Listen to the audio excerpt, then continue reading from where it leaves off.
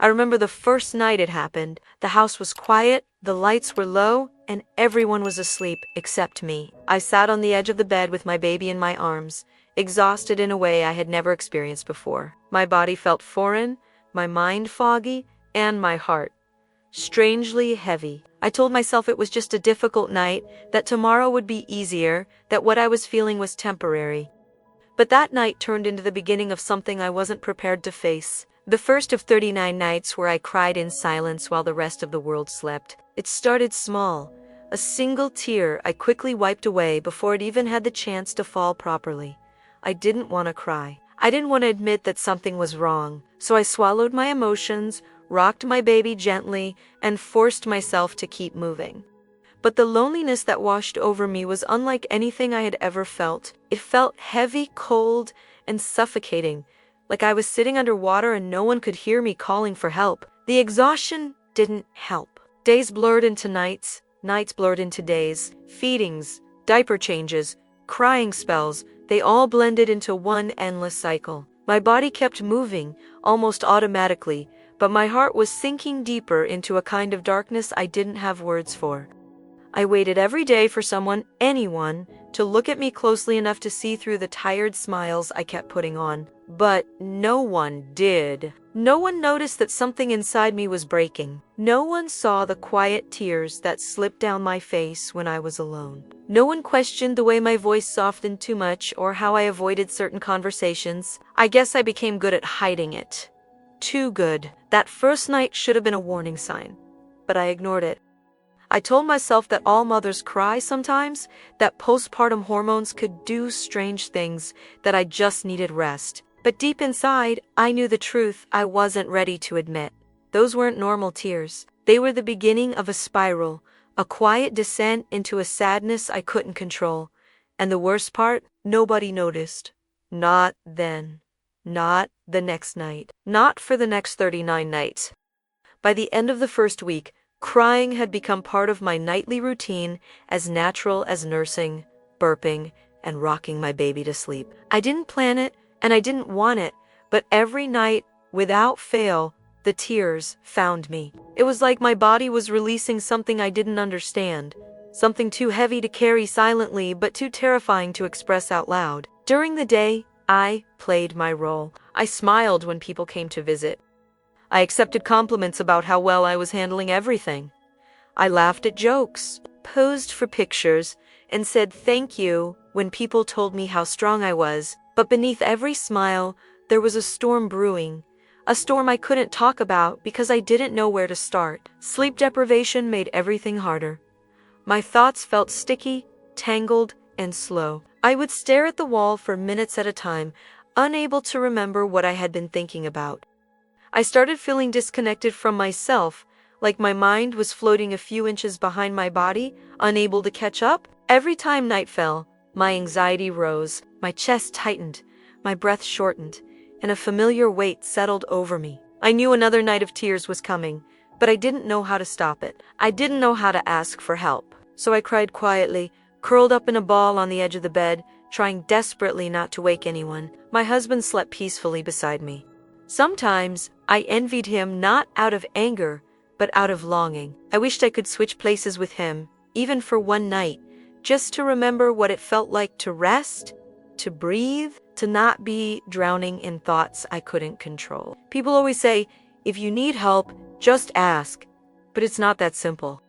How do you explain a sadness you don't understand? How do you confess that you're crying every night when you don't even know why? How do you look someone in the eye and tell them you feel like you're fading?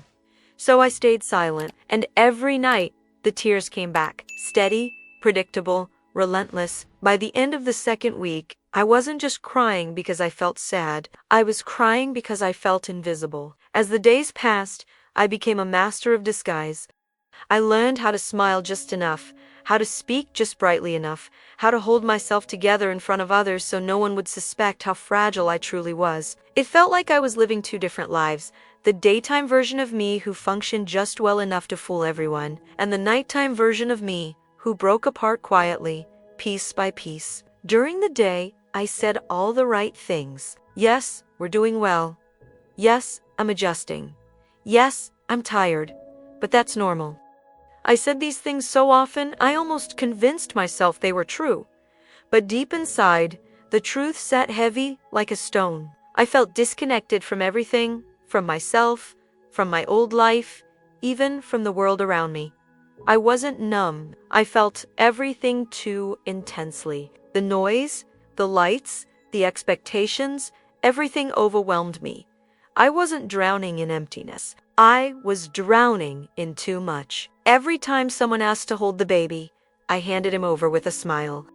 It wasn't because I didn't love him. It was because holding him all day and all night felt like weight I wasn't strong enough to carry alone. I felt guilty for feeling relieved when someone else took him from my arms. But I also felt terrified that if I kept avoiding the hard feelings, I would never bond with him the way I wanted to. At night, when I was finally alone, the facade crumbled instantly.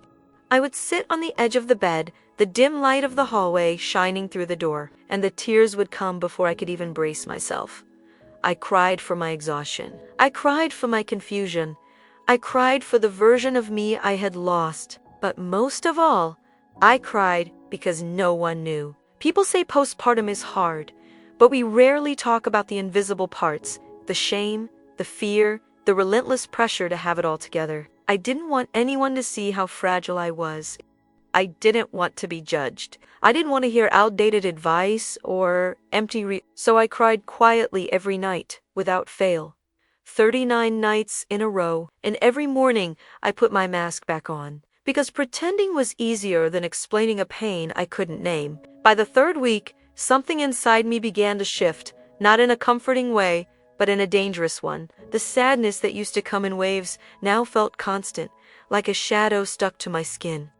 I felt heavy all the time, even when I wasn't crying. Tasks that used to be simple felt impossible. Even breathing felt like an effort some days. One night stands out more vividly than all the others. It was the 31st night, a night etched into me like a scar. My baby had been particularly fussy that evening, crying for what felt like hours. I rocked him, paced the floor, whispered soothing words, but nothing worked. By the time he finally fell asleep, I felt completely drained.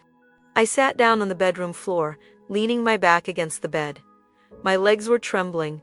My hands were shaking. I pulled my knees to my chest and tried to take deep breaths, but each breath felt too shallow, too fast, too anxious. The room felt smaller than usual. The silence louder. And then it happened, a moment I'm not proud of, a moment I rarely talk about. I felt myself slipping into a darkness that terrified me. Not the kind of sadness that makes you cry, but the kind that makes you feel nothing at all. I stared at the wall and felt like I was disappearing. Like I was a ghost in my own home. Hot tears suddenly spilled down my face, harsher and heavier than the ones before. I covered my mouth with my hands to muffle the sounds because I didn't want to wake anyone. I didn't want to explain why I was sobbing uncontrollably for the 31st night in a row. I whispered to myself, I can't do this anymore. I can't pretend I'm okay. And hearing those words come out of my mouth made me break even more, because they were the truest words I had spoken since giving birth. My husband walked in moments later. He didn't say anything at first, he just looked at me, the version of me I had tried so hard to hide. He knelt beside me and whispered, "Talk to me! Please!" That night, the silence finally cracked. And for the first time, I allowed myself to be seen. After confessing everything, the tears, the fear, the overwhelming sadness, something unexpected happened. The world didn't fall apart. My husband didn't judge me. No one called me dramatic or ungrateful or weak. Instead, the truth opened a small space inside me, a space where healing could finally begin. It didn't happen overnight. Healing never does. The numbness didn't instantly disappear. The sadness didn't evaporate.